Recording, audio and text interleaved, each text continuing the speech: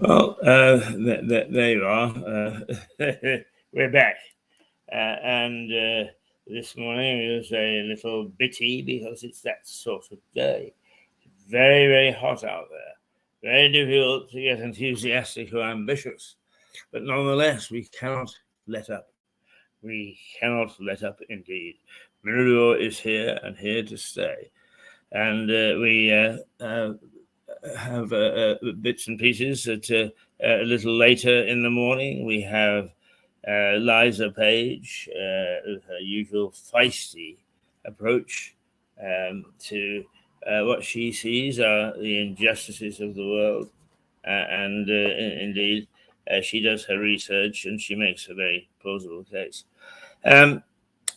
Just the main news story this morning is the escape of a prisoner. And everybody's making from Wandsworth a prison.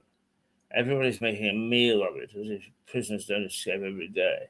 But it's mainly because there isn't a great deal of fresh news around. I think we're all fed up of everybody blaming the Tories for the crumbling schools. Are they to blame? I don't know. We'd have to look back, I think, to see who built these schools with poor quality concrete and asbestos in the first place. That's who is to blame. But then again, it is easy to blame people in the past. They made decisions based on events at the time, and as long as there isn't corruption involved, and there may well be, then in fact we mustn't. We mustn't be too quick to judge. Now, I'm taking a risk to see whether, in fact, our system, until we get our little yellow box operating tomorrow, is here is another tall tale.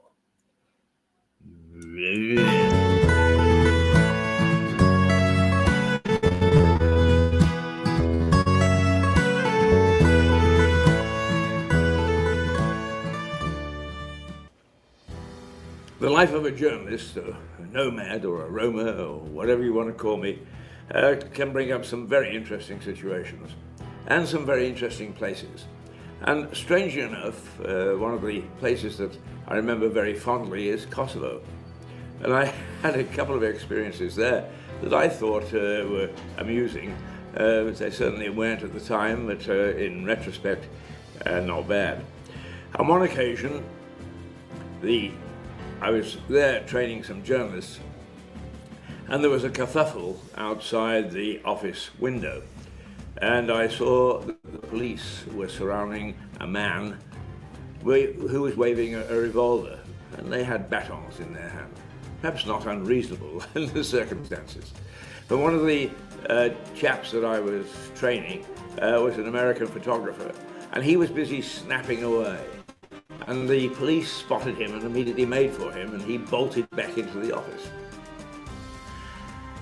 The police poured in through the front door, and my office was on the second floor.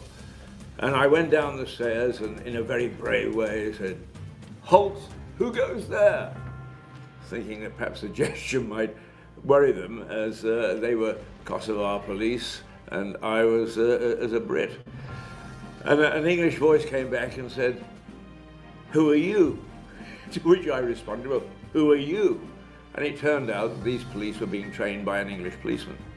To which I said, well, if you're training these police and I'm training these journalists, you know very well that you cannot take a camera away from somebody in the street, except if you are suspicious that it affects national security. Other than that, you have no right to take a camera from people. He was a half-decent sort of chap, and we sat down and we resolved the issue. But in the meantime, my staff, seeing the police flood in, and Kosovo being Kosovo, where in fact the police had up until that particular time, post-war, in the early 2000s had a considerable amount of power. And so they had rushed up the stairs and they had phoned General Agim Cheku. Cheku was a hero of the war with Serbia. He later became Prime Minister, and I believe today, is still a minister in charge of the armed forces. But I got to know him, and I found him to be a very decent and honest man, even though he sees things as a soldier, and one would expect that. But anyway, we had become friends. And the staff, my staff, had phoned the general and said, General, the police are going to lock up Mr. Keith. To which the general said, tell him not to worry. If he gets locked up, I will send the army down and get him out. It's the first time that I've had an army and the protection of an army to get myself out of a sticky spot with the police. As it turned out, the jail did not beckon, the army did not come down, but the fact that General Cheku was ready to send them in and get me out was very comforting. As it's coming up to Christmas, the other thing that I found very amusing is quite often very serious people get into debates about how intolerant we are and that societies should recognize those who are of different faith and so on and so forth. Well, Kosovo is 98% Muslim. And one of the things that I wasn't sure about, and I didn't want to offend my staff, and I said to them, would you like to celebrate Christmas? Do you want to decorate the office? And what do you do? Oh, yes, please, they said. Well, I had a little bit of money in the budget. So I said, well, off you go, get a few decorations. And off I went. I came back later in the day and there had been hectic activity. And I walked in and there was more ribbon, more baubles, more Christmas decorations, more tinsel than you could shake a stick at. There was a Christmas tree. There was absolutely everything. And you understand I've never been to a brothel, but that's the way I think that an inside of a brothel would look like. It was decorated to the hilt, and this in a Muslim country. And I walked out later that day, and they sort of laughed at me and said, Mr. Keith, we don't really worry about these things. We celebrate Christmas and we enjoy it, even though we're Muslims. And sure enough, outside the main hotel, the Europa Hotel, there was a nativity scene, quite a large one, put there by the city. And around the corner was a mini-moke, one of those sort of open jeeps that you find at the seaside. Whenever we're allowed to go to the seaside, the people travel around it. And around the corner came the mini-moke, with music blaring, jingle bells and carols and so on and so forth, and with a Father Christmas yelling out, Merry Christmas, have a happy time, and so on and so forth. It took me aback. The one thing that you expect in a Muslim country is that they don't celebrate Christmas. My goodness me, in Kosovo, it was a Christmas to remember. It was terrific. And we had several parties, initiated, I may say, by my Muslim staff and not by me, although I'm always good for a party. So, out of jail, courtesy of the General, Christmas in a Muslim country with mini-mokes, Father Christmases, nativity scenes, and an office looking like a brothel. Doodle pip.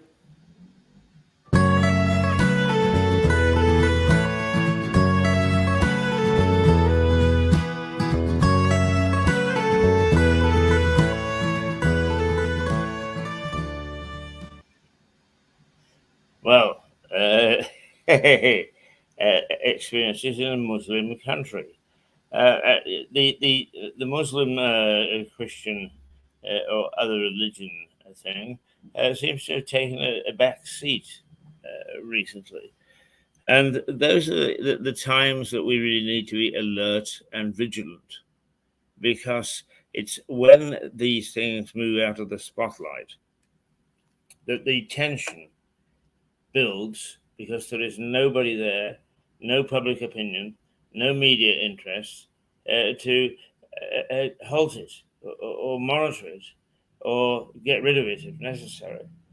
And the Muslim, Christian, Western, Orthodox tensions still exist, and we shouldn't pretend that they don't.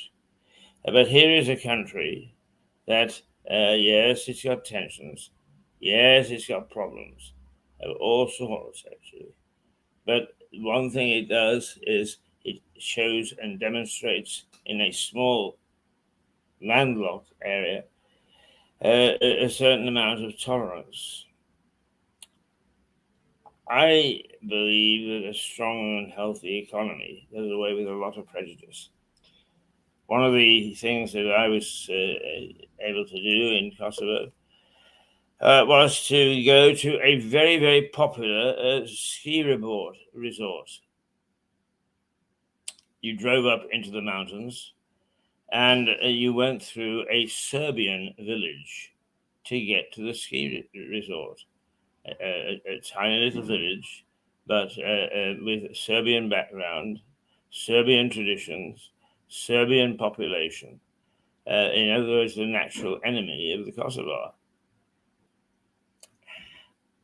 When you got to the site itself, which was right on the edge of the village for the ski resort, you found several little stores, I suppose you'd call them, enterprises, selling skis and selling ski boots and selling bits and pieces, and happily getting along together.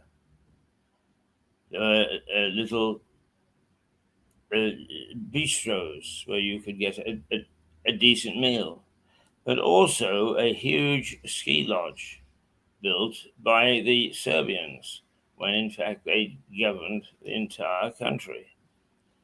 And it was very interesting to see how this ski lodge was operated, because it was very much in the monumental style of the old-fashioned Serb.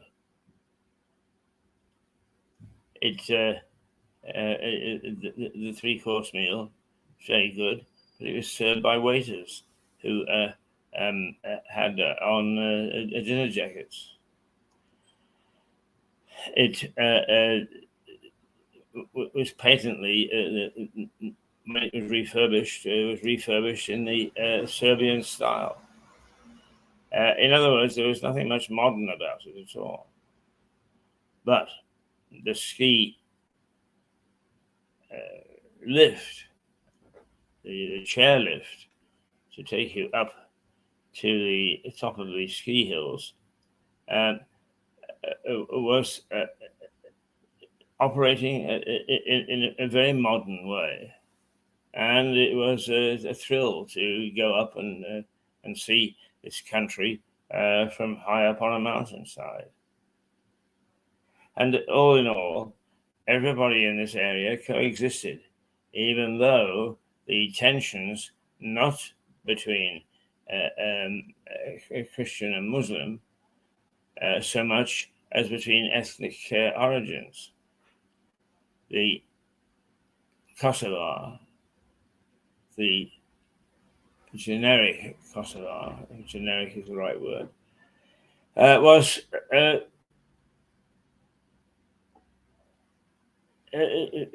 very much well, there's Muslim in the main. The Serb had, because they had been dominant and then were turfed out after centuries of dominance, the Serbs had gone into small enclaves. And it was in these small enclaves that they found coexistence possible. And it was a good lesson to learn. Nobody ever does learn, of course. Our leaders are so entrenched in various viewpoints, various ways of living, various ways of carrying on their governance, that they don't really pay too much attention to what's happening in their own backyard when it comes to tensions between ethnic minorities, or for that matter, in a minority situation. But here it was for all to see, except Kosovo was not exactly the, how should we say, Hollywood of Europe. Here it is for all to see, these people getting along, making a fist of it. And one wonders whether, in fact, there were some lessons to be learned. We're always being told lessons are being learned, lessons should be learned. And yet here in the middle of nowhere is a lesson to be learned. I couldn't agree more that lessons are to be learned. It seems that it's people getting on with it because they were fed up with adverse conditions in their community by the simmering dislike between Kosovar and Serb. An interesting situation. Very interesting. It is now 27 minutes past 9 o'clock. And we will see if we have something else to attempt your whistle.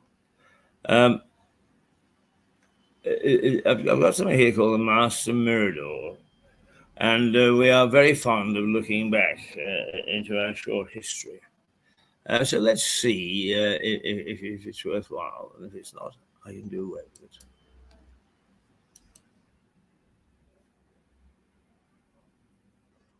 That the old man likes to tell many stories. Trust me, I know. I've heard all of them. However, I'm never sure if he's telling the truth or not. Here is another story, all the way from Canada.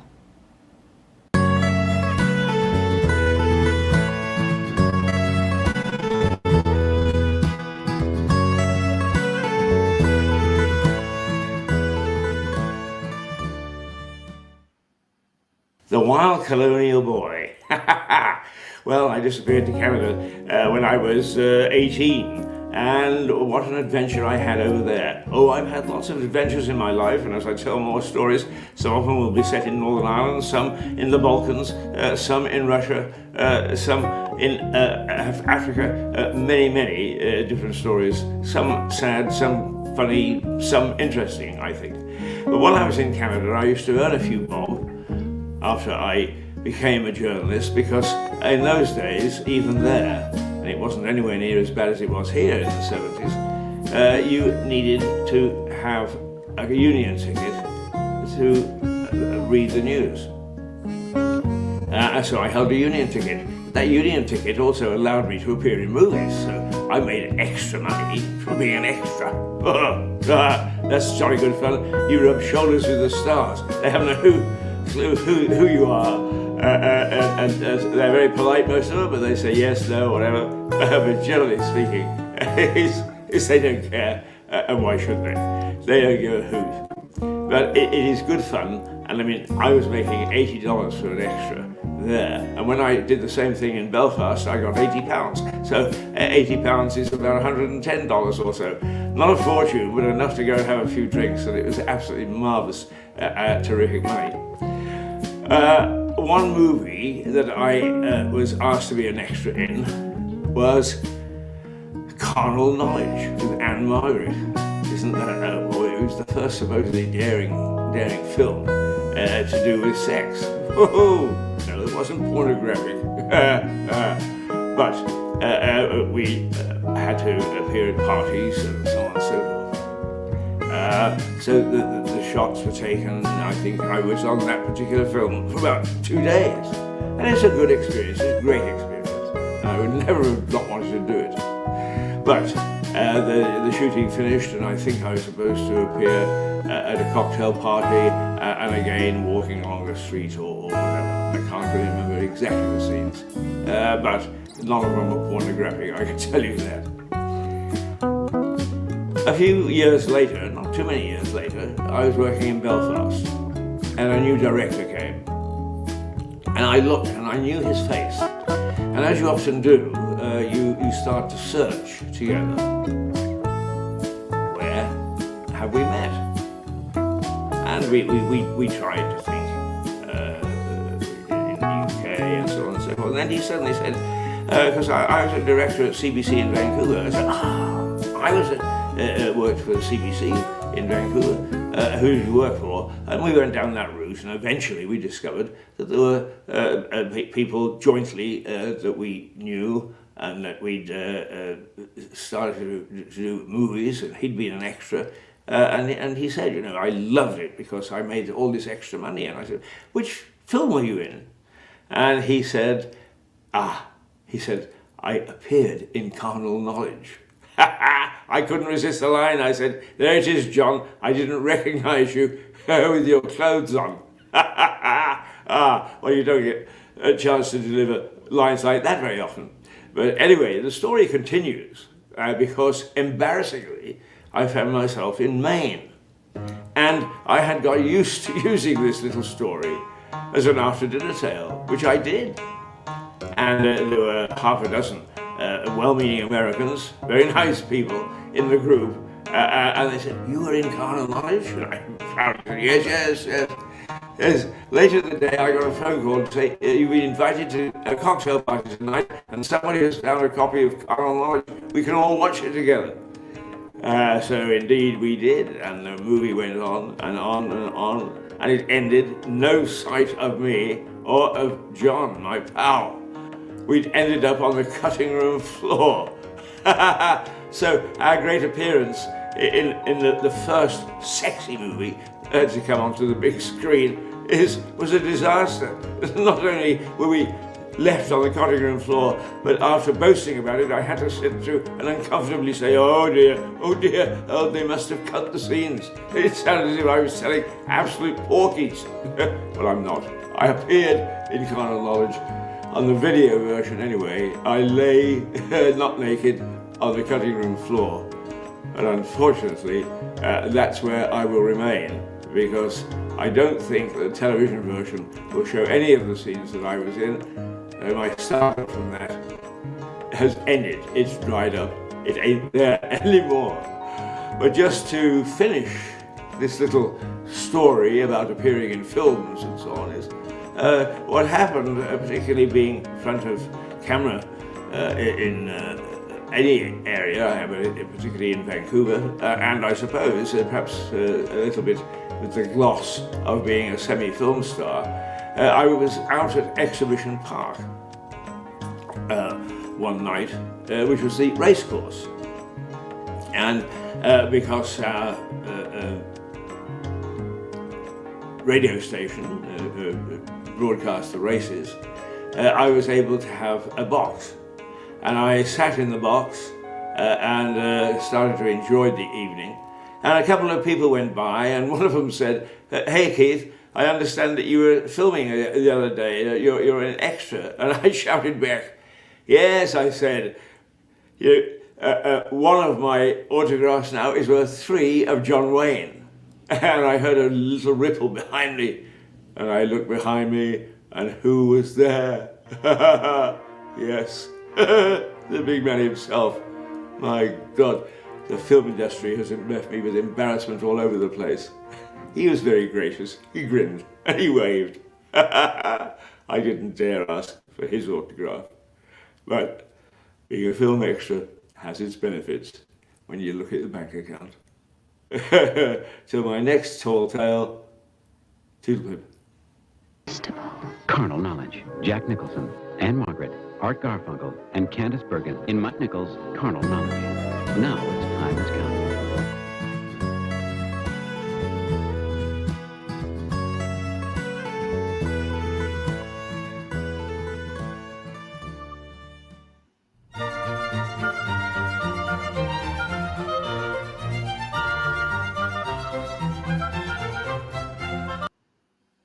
we have to stop that. That is for another day.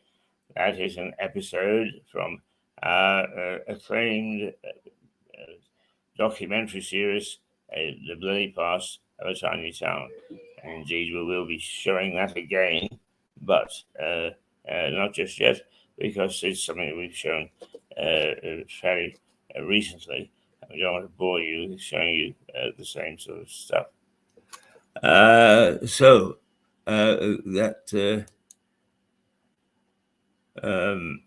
is what happens when you're a traveler, as it were. You surround yourself with tall tales. It's now 9:36, and we see whether we've got other things that should be of interest. It's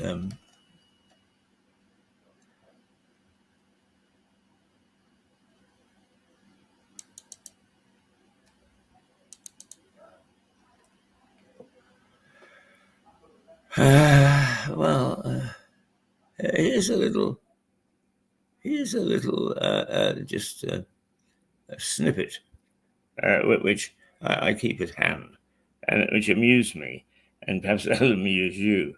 It's got the title "Life in Medieval Britain." I rather doubt that it really was like this, but perhaps good for a giggle.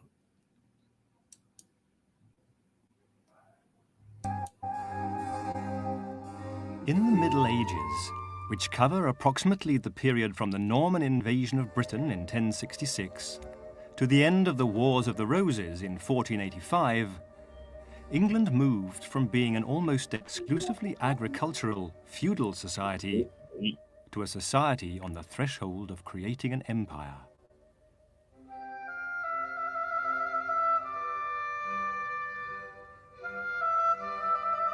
Medieval society was based on the feudal system, which can be said to have come of age in England under William the Conqueror.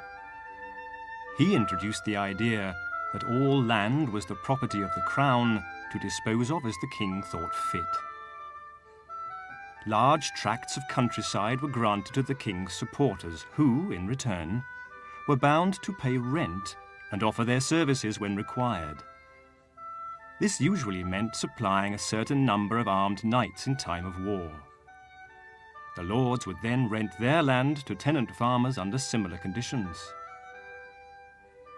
These farmers were known as serfs, or villeins, and their lives were overshadowed by extreme hardship. A serf was effectively the property of the lord for whom he worked. He was not permitted to leave the land and go where he wished. If he tried to, he would be brought back and punished. Neither could he marry without the permission of the lord, which was also required should the serf wish to allow his son or daughter to marry.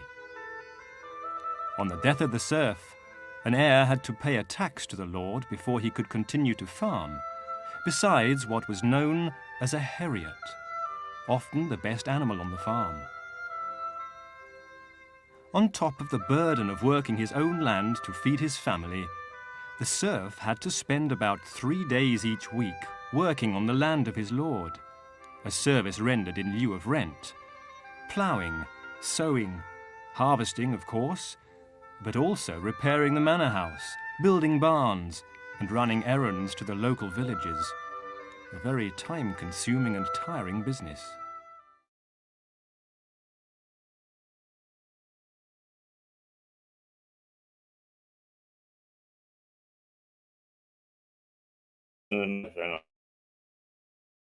This is called the White Hart, and it was built by one of the Pelhams, Thomas Pelham. And behind me, if I lean forward, it may be that you can see, no, not quite. Yes, you can there. There's a fireplace. And on the fireplace, there is the initials carved TP.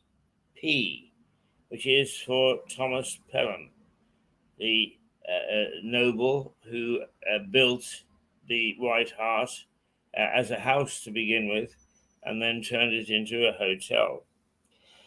One of his ancestors was, and here is the wonderful, wonderful Shannon, who has brought me another. It's been a long morning, Shannon, and God bless you there. Isn't she beautiful? Yeah, we are very lucky. We really have the beautiful ladies in here. The benefits of working in TV. The one of his ancestors was Sir Nicholas Pelham, and Nick is remembered because he is buried in the church, St. Michael's Church, which is only a stone's throw from this hotel. And on the wall of the church is Sir Nick in his armor, with his wife at the other side of the altar praying, because they were very religious in those days, but by the same token quite bloodthirsty. Now, Sir Nick, as was the usual system in medieval times, was the laird. He was the lord of the manor, if you like. And he was responsible for looking after the serfs, the people who worked for him. There was no police force. The jurisprudence was handled by the local peer, and that was Nick. At that time, we were undertaking the War of the Roses. Now, it gets very complicated, and I'm not going to try and confuse you, but essentially, the large tracts of land in northern France, Normandy, were owned by English lords, because when William the Conqueror came over, who was not a Frenchman, he was a Norman, but when he came over, he brought with him all sorts of nobles, and they shared up Britain, but only adding, like footballers adding to their salaries, only adding to already huge tracts of land and wealth. So there was tension between those peers who had stayed in France or in Normandy and those who had come over here and were now pretending to royalty and indeed being very, very wealthy people. And they would harass the coastal communities here.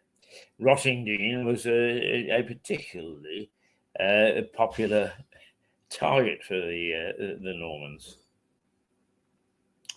They also harassed Seaford and New Haven, and of course they went along as far as Rye in the eastern part of this county. So there was some call for defense. And the French, or the Normans, were giving a particularly bad time to Seaford. And the local worthies said to Nick, will you please come and will you please deal with these people who are making life a misery for us? And indeed, Nick did. He went down to Seaford. He tackled the Normans and he sent them packing, for which he was considered to be a hero. So the serf system, which we just saw demonstrated there in that short clip, it obviously, from our experience here in Lewes, worked very well. other times it didn't. And I'll tell you about that in a moment. Excuse me if I have a little nibble on a biscuit. Very good.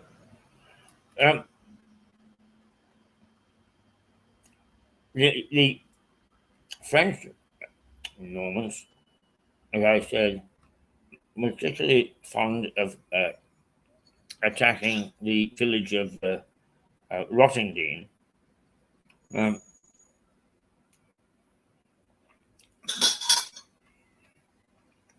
Which is on the coast, just a small village, just the side of Brighton. Very attractive little village. The duck pond and some very ancient dwellings and so on.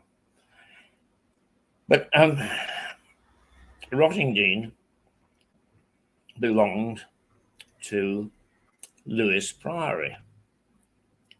The religious people of the time never thought about sharing their goods and their chattels or their lands.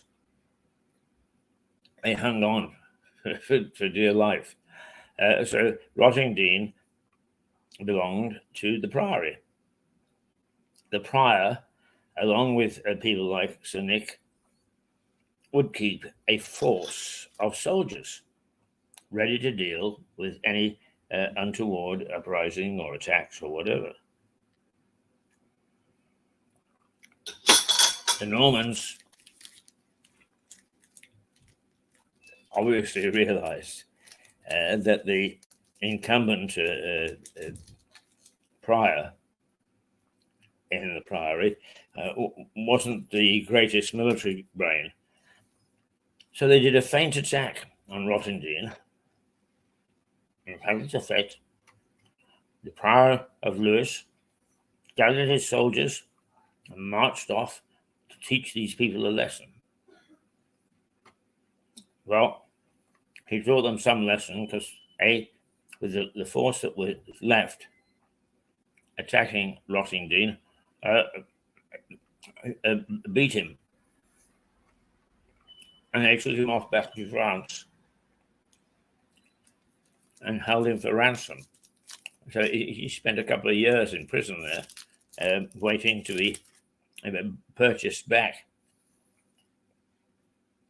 But the French's main objective was to attack Lewes, this very town in which I'm sitting at the moment, in which I live, in which I work, and out of which this television station operates. They sailed up the Ouse and planted their flag here. They burned part of the town. They attacked the priory. The one good thing that the prior had done was he'd got some pretty good soldiers, and he'd left 200 bowmen, English bowmen, who had one hell of a reputation, behind. And they defended the priory and stopped the French taking it over and getting its wealth. But they couldn't stop the French burning and looting the rest of the town. As a consequence,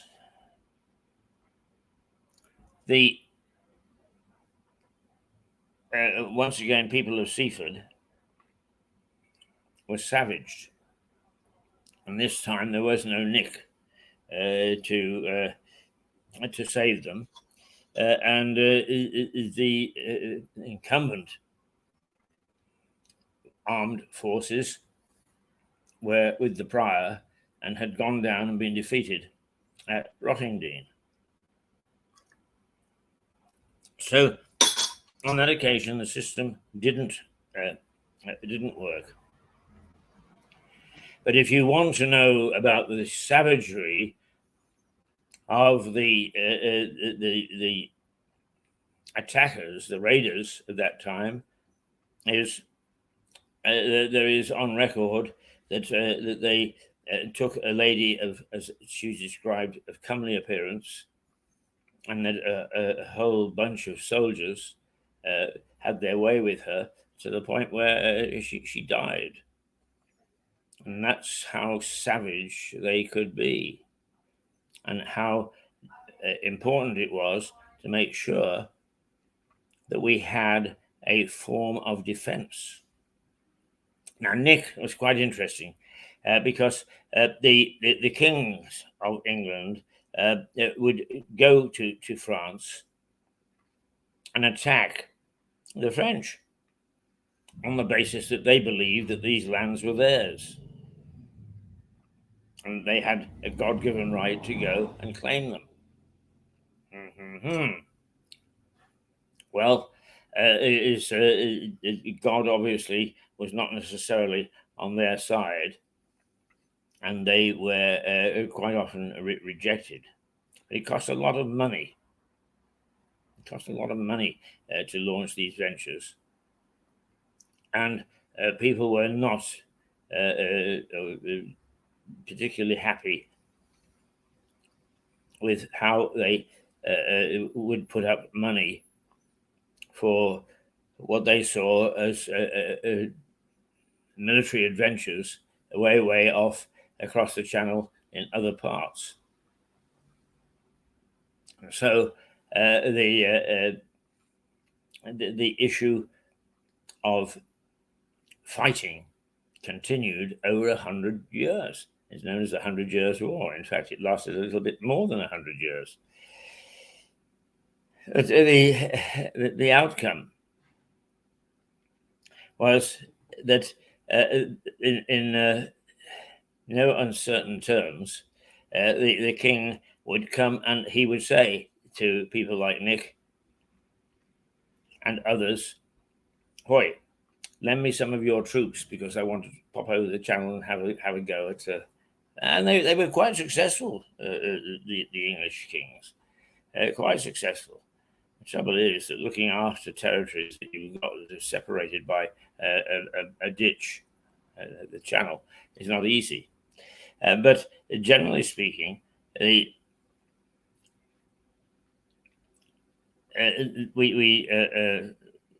had our people here contributing to foreign adventures, if you like. Well, Nick wasn't having anything of it. He was a pretty staunch and robust character. And when the king came and said, "Lend me some of your troops," he more or less said, "Bugger off. You're not having any of my soldiers. I need them for myself." For which an unforgiving king threw him into the Tower of London. And had he not been able to contribute to the army in the future, he would have rotted there.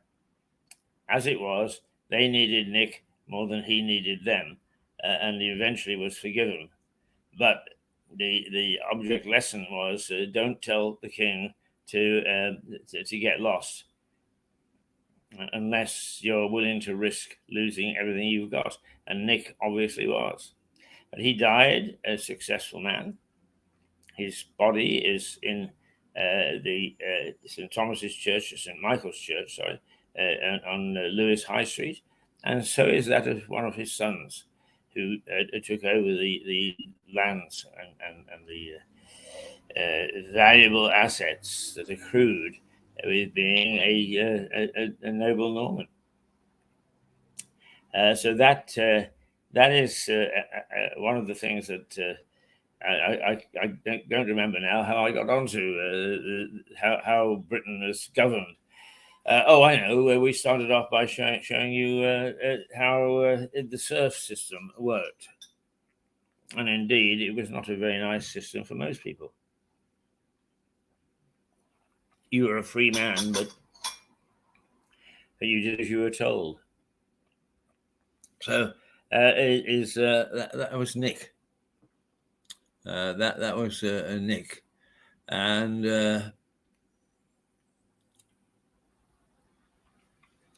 he is considered to be a hero. Seafood, as they called it. Seafood. As we get very uptight about these pronunciations.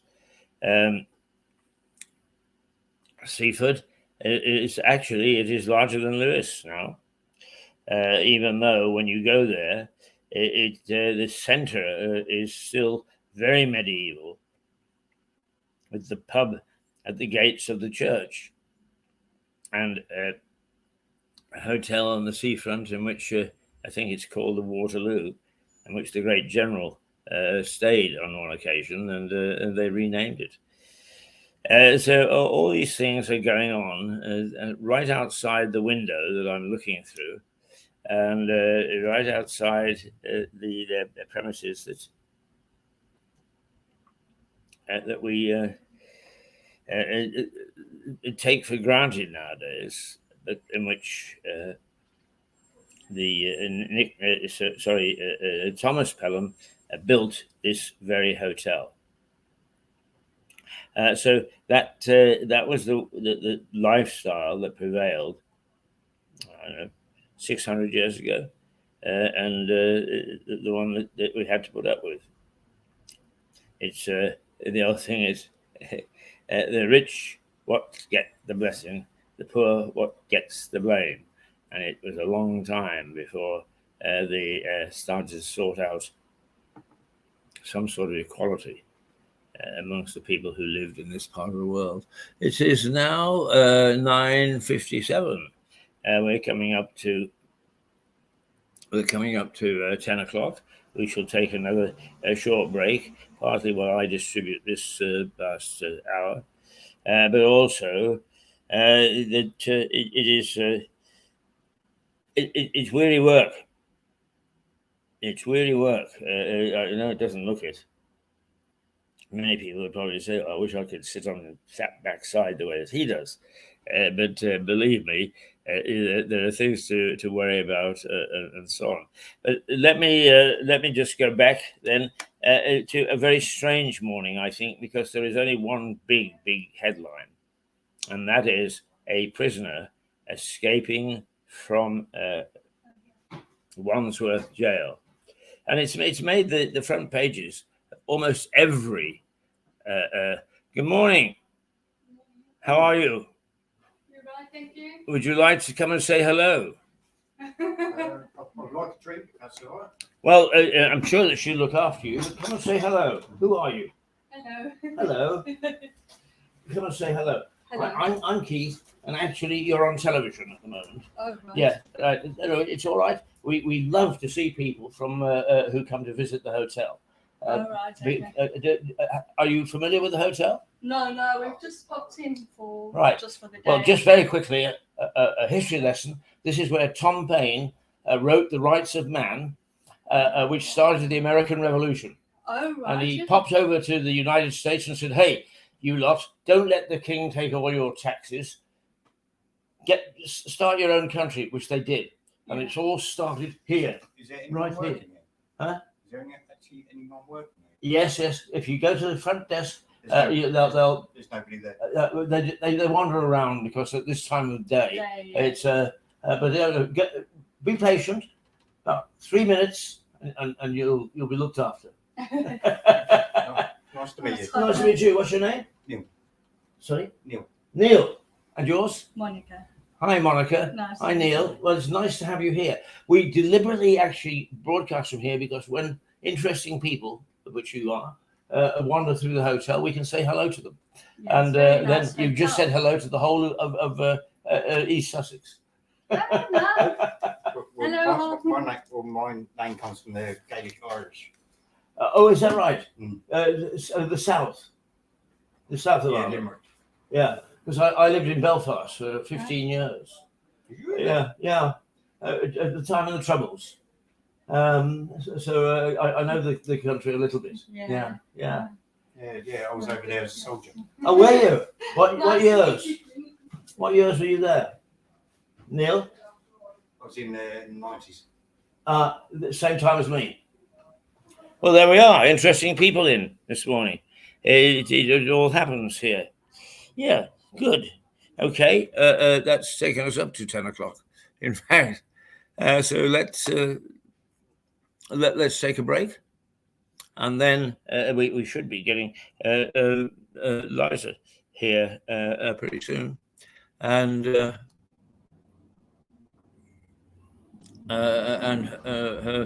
is alternative view.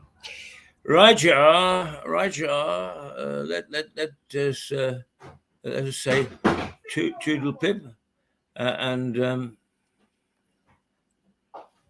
we should.